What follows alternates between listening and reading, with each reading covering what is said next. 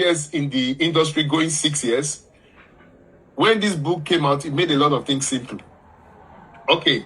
I used to call some chapters my favorite chapters, but at the end of the day, it's almost the whole book.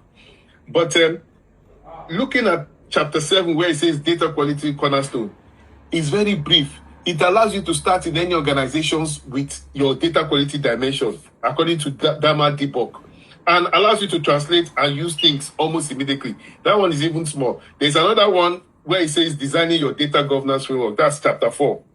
It gives you a very fast way to quickly enter and start designing the framework. My favorite areas are sector deep dives, and this is what we were explaining in your assignment, where it says it gives examples of finance, healthcare, telecoms, and government.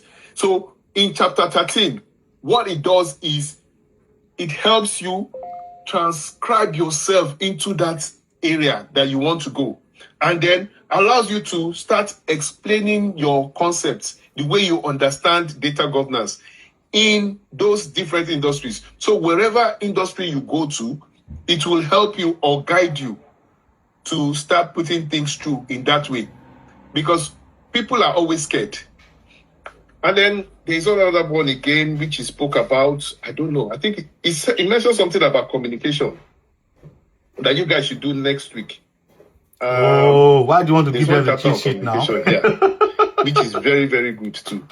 And that is how you publicize what you've done. And it works very tightly with data literacy. How many of you know what data literacy means? Is driving change, your change management, communication. That's chapter 11. People do not